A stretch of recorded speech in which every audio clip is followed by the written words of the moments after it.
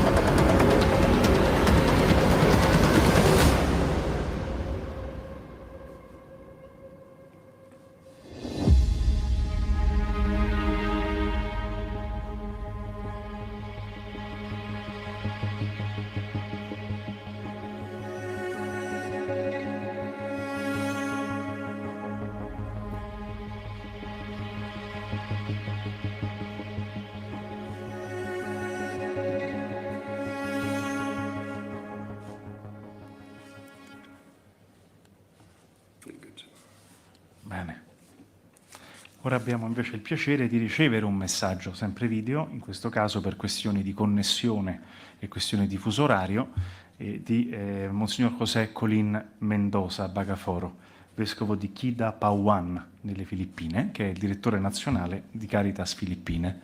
Allora chiederei di mandare anche questo messaggio che è rivolto ai partecipanti a questa conferenza stampa. Good day, everyone. For the longest time, since we promised to take care of our common home, the Catholic Church in the Philippines, with the civil society, non-government organizations, the academe, and the most vulnerable communities, has been fighting off government agencies and officials, multi-million corporations, and just anybody who threatens our part of the earth. Thus, in 2019, we set a 13-point target to put our gospel in motion. The heart from where it was based was entirely from the areas we call sites of struggle. These are the parts of the country where everything bad is happening. Irresponsible mining and coal operations, notoriously illegal loggings and fishing, unregulated quarrying and dredging, wanton moral bleaching, and many more. In that year, we vowed to protect, recognize, and defend more the rights of nature. We said we needed to organize.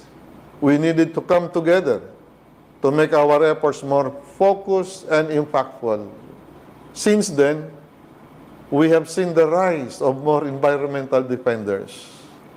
We mobilize actions against the extractive industries, and we initiated efforts for just renewable energy transition by making our churches the examples of solar rooftops and many other initiatives. We went to the streets when necessary, and we went to court when needed. In January 2022, we released one of our boldest pastoral statements to date. In that statement, we collectively agreed to, number one, institutionalize our national Laudato Si program. Number two, organize diocesan ecology desks in all 85 dioceses in the Philippines.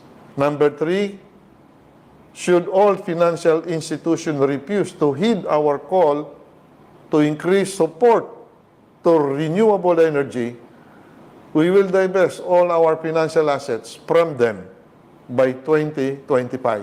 Number four, have a bishops' conference initiated non-acceptance policy of gifts and donations from any individual or organizations connected to any of the extractive industries. Number five, provide enhanced support to push the legislation of the Rights of Nature Bill and other green legislations.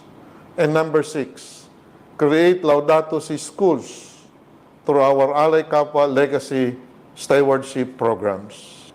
We thank Pope Francis' commitment to the care of our common home, especially to the annual celebration of the season of creation, which provides not only an inspiration for us to continue what we are doing, but to be bolder and more aggressive. And we request all of you watching today, the word is spinning. Our time is very short. Help us in our quest and in our cause. Together, we have a better shot at restoring our common home. From Caritas Pilipinas, thank you very much. Bene, grazie anche, ringraziamo Sua Eccellenza per questa sua testimonianza concreta da una terra colpita dal cambiamento climatico, come sappiamo, per chiunque anche è stato nelle Filippine e ha visto la sofferenza dopo i tifoni. Lo ringraziamo anche per il suo lavoro, per la protezione dei diritti dell'ambiente, come lui stesso diceva, e per aver cercato alleati in questo suo percorso. E diamo ora la parola a Sister Mary John Kudigli Ruppil, Associate Executive Secretary della Unione Internazionale delle Superiori Generali. Grazie, sorella, di essere qui con noi. Thank you. Thank you and good afternoon, friends. With Pope Francis's message for this World Day of Prayer for the care of creation begins a month-long season of creation starting on September 1. This season calls us to cultivate our ecological conversion and to practice an ecological spirituality which acknowledges that we are not disconnected from the rest of creatures, but joined in a splendid universal communion, as the message itself says. When we reach this deep awareness, we become attentive to the sweet song rising from the luxurious diversity of creation. But we can also hear the cry of anguish from Mother Earth, who cries out from the abuses and destruction which we inflict on her. This in turn affects the lives of all people, but more deeply the lives of the poor, the lives of the indigenous people, and the lives of the elderly. Our vocation is to be protectors of God's handiwork, and so we hear the call to repent and modify our lifestyle. In addition, Pope Francis reminds us that COP27 and COP15 offer us opportunities to join hands for lasting change and for the development of models of production and consumption that respect creation and the integral development of all peoples. The members of the International Union of Superiors General participate each year in the season of creation, using the guide for times of prayer and reflection and for promoting action. This year's theme, Listen to the Voice of Creation, requires of us a deep listening, which is more than just hearing.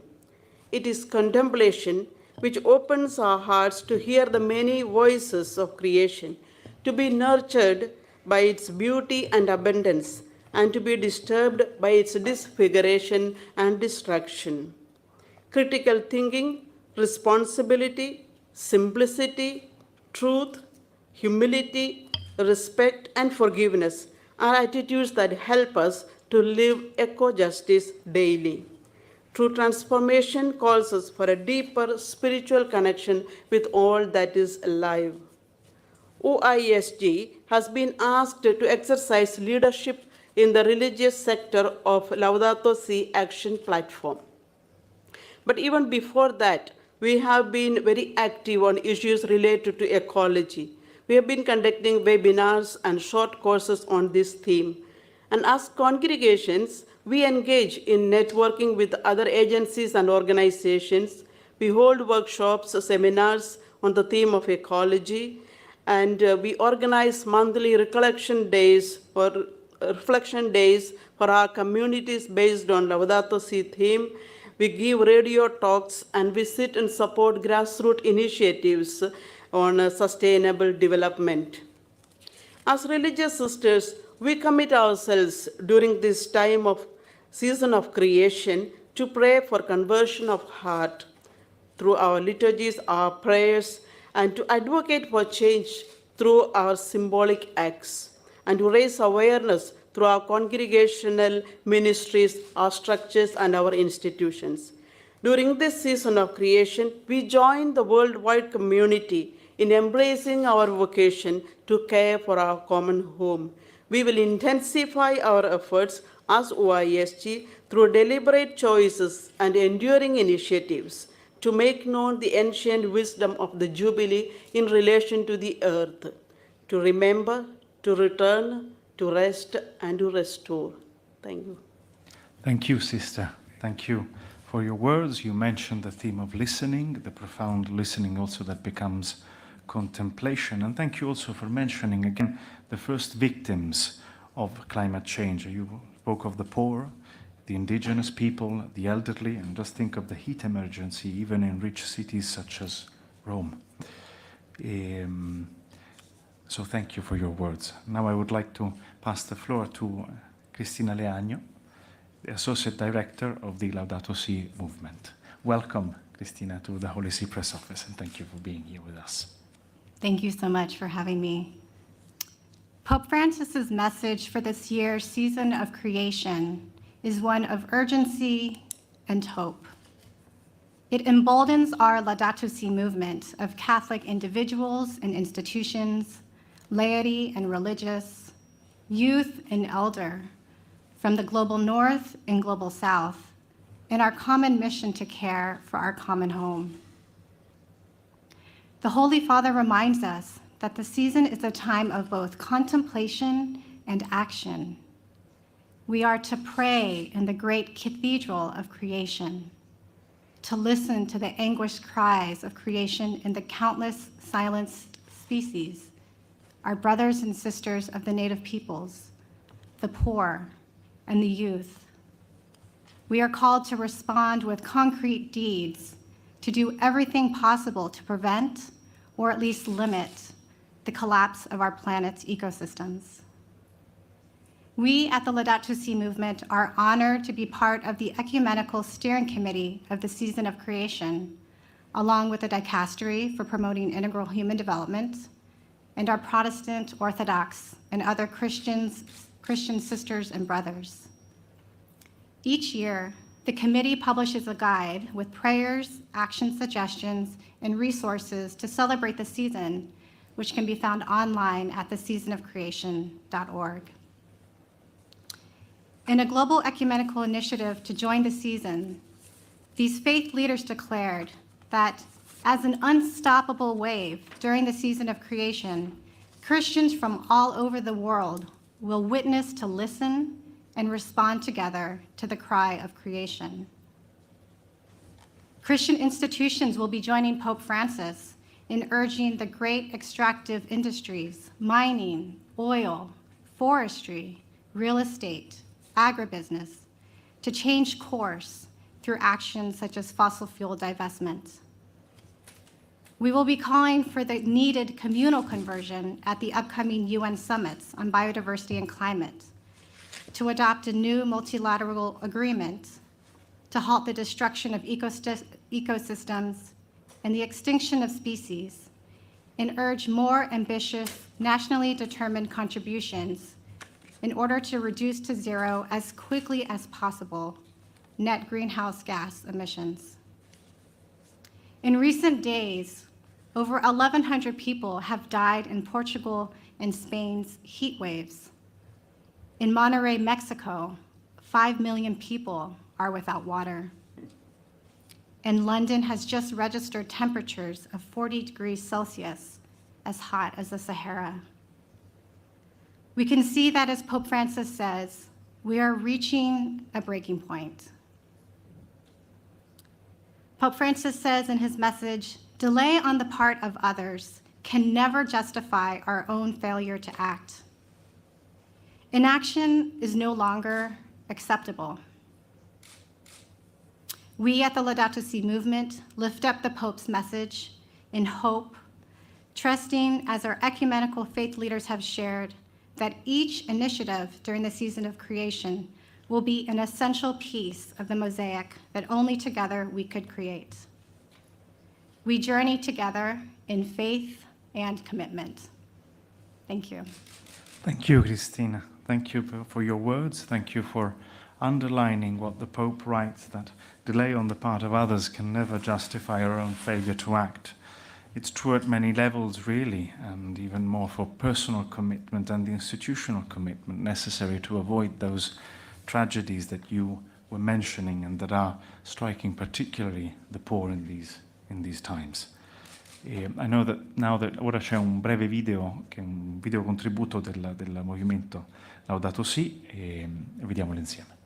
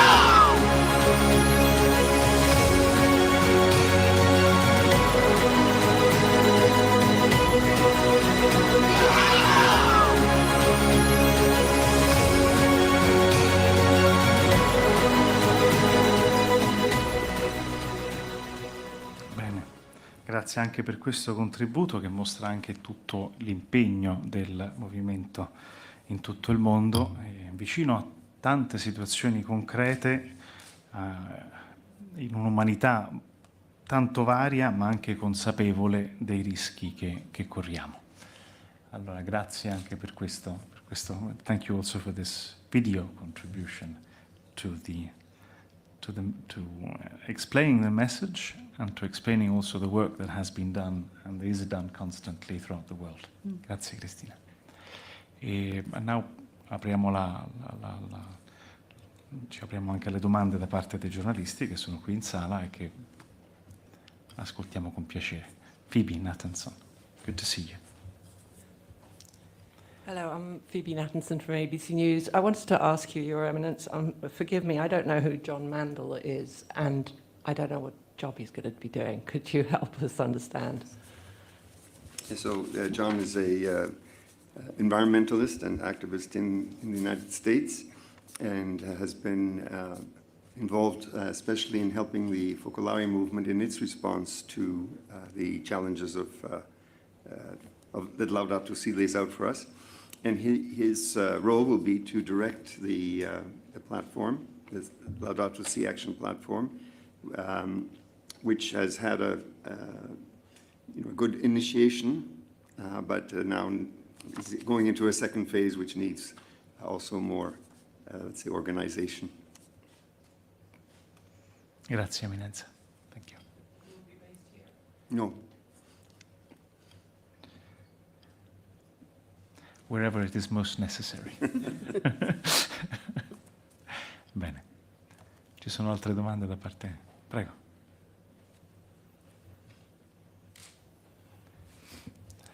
Hi, Justin McClellan with Rome Reports. Another question for Your Eminence. You spoke about the need for Catholic institutions to divest from fossil fuels.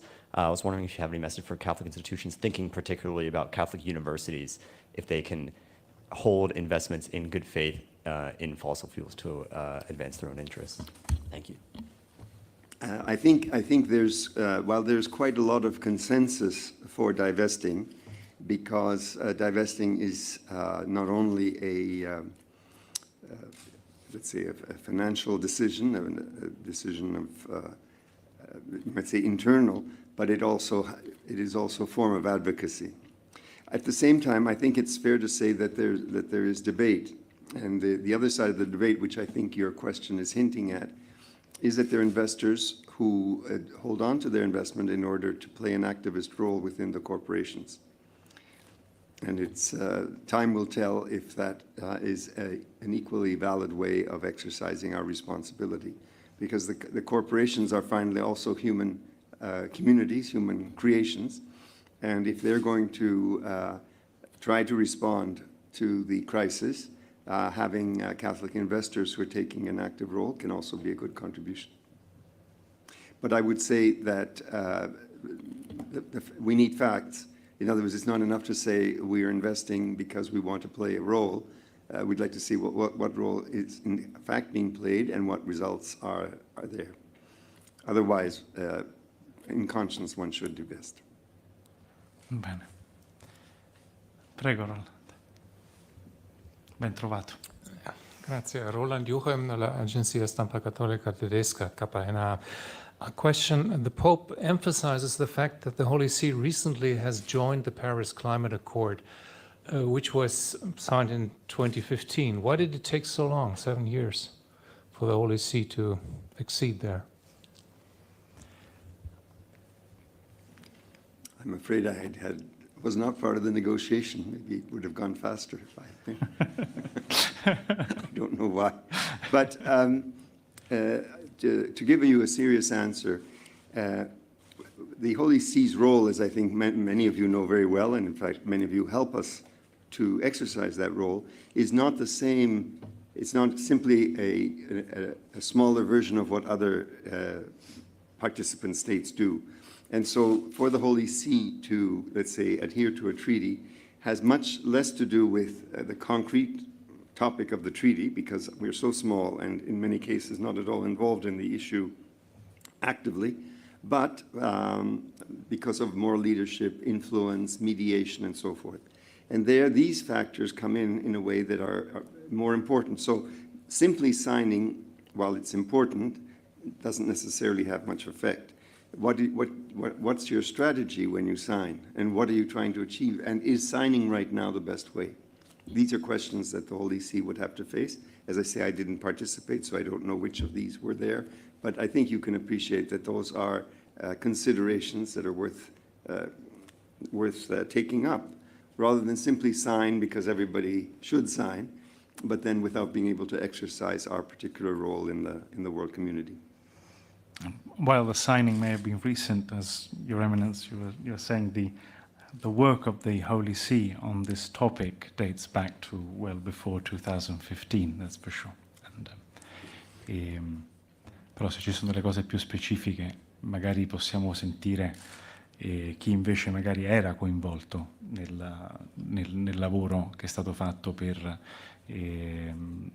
partecipare. Credo che ci siano anche, adesso Roland lo verifico, però credo ci siano anche delle, oltre agli intenti per firmare certi accordi, uno Stato deve avere anche fatto determinate cose, in questo caso anche dal punto di vista della protezione dell'ambiente all'interno di quel medesimo Stato. Ci sono Stati che sono più facilitati a farlo, gli Stati piccoli possono avere delle difficoltà diverse, però per essere più specifico, anche io, per non dirti una cosa che poi non è corretta, posso fare delle verifiche e poi cerco eventualmente di farti avere anche una risposta puntuale a riguardo, va bene?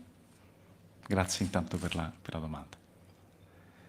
Ci sono altre domande in questo senso?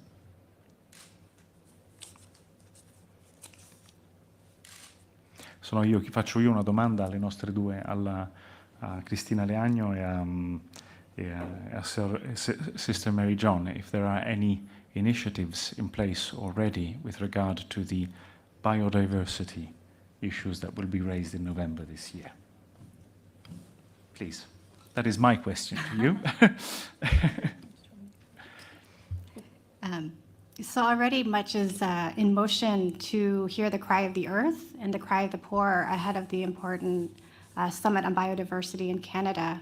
So during the season of creation, there's already initiative to do a pilgrimage from Kibera, which is the largest slum in the world in Kenya, to Kilimanjaro, which is the highest peak, to bring these voices and these stories and to these global summits. So that's one of the things that's happening. Thank you, Cristina.